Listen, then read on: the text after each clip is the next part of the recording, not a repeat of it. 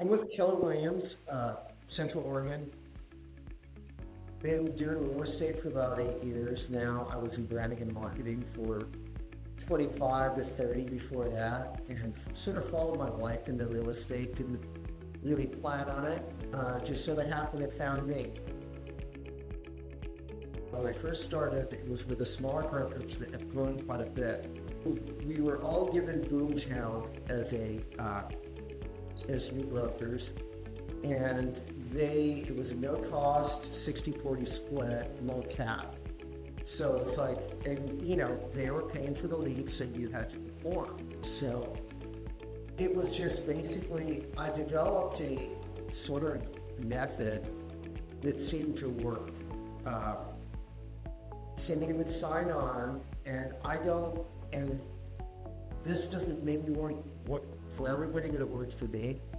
I let them look a little bit.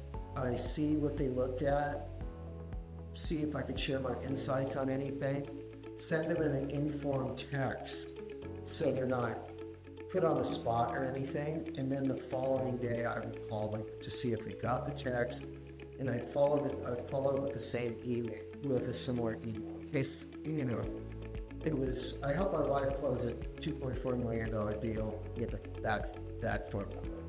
So it just, you don't let a bad phone number ever discourage me, I should say. It was just a standard, the person was looking at acreage property. So I gave him a call because I saw that he left an 800 number because it was a business. He left his business. So I looked him up and I'm like, okay, this isn't some fake number. So I called, left a voicemail, and I would say about a week or so later, he calls me. I'm like, oh, this is that number calling. And he goes, yeah, I'm interested in this property. What do you think? And I went down and checked it out. And I'm like, I'm pretty honest and blunt about things. And this was about a $3.5 million property. I would say a week or so later, he sends me one. He goes, what do you think about this one? And it's $24 million. And I'm like, well, I'm not going to mention his name because he wants to keep a really low profile.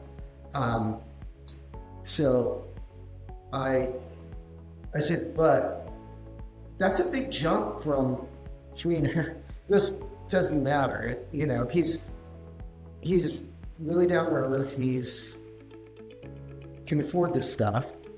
But I said, that's even more, And long story short, back and forth, the system would send him stuff. He'd call me or email me or text me.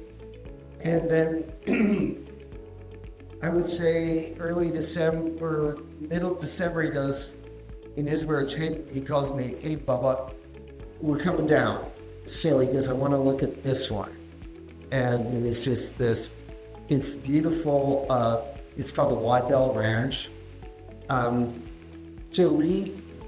They got $55 million into it, and to recreate it, it'll probably be over $100 million now. It's incredible property. 432 acres. It was built for that seller. And there's also another, they had this big trophy room that was 9,000 square foot. There's some challenges there, but maybe figuring out something, or maybe something else. Once we get more into late spring, early summer, he's coming back down. And I'm still working with some high net worth people. That one was just the highest. But there's others in the 4 to 5 million range.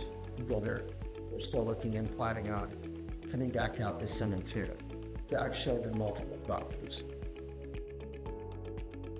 There's something that you guys are doing, and I had a real site going on at the same time. And there's something that you guys are doing that they're not, as far as how you are engaging the public.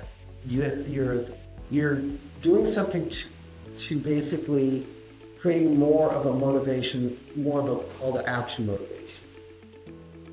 Like, through the last one I have in contract and one I closed, they hit the showing button as soon as they logged in. They looked for the showing button.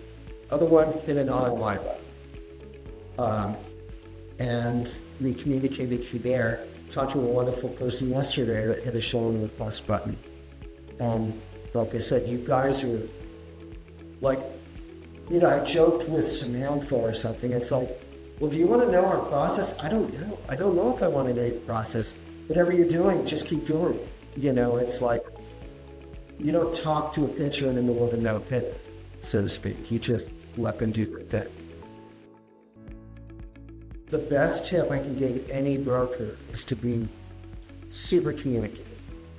And I don't mean calling and using some script. I'm talking about calling and introducing yourself and, hey, you look at this. I always thank them for going through the login process.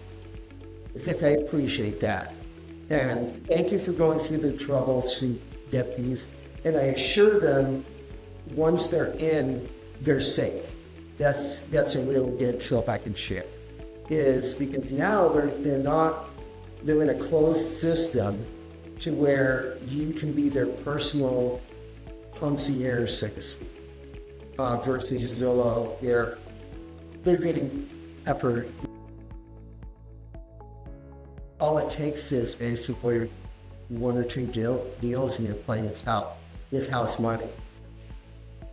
You should be able to, it depends what you get out, what you put into it. Let's say, I'm just going to put a long number up, $1,000 a month. You put $12,000 into your business and you should be able to close one, let's say a $500,000 property is going to get you almost dead, depending on your company split. Let's say you should be able to sell 2 homes with a $1,000 a month CINC budget, which would get you probably 30 leads per month. You should be able to sell 2 homes. If you don't, you're in the luck.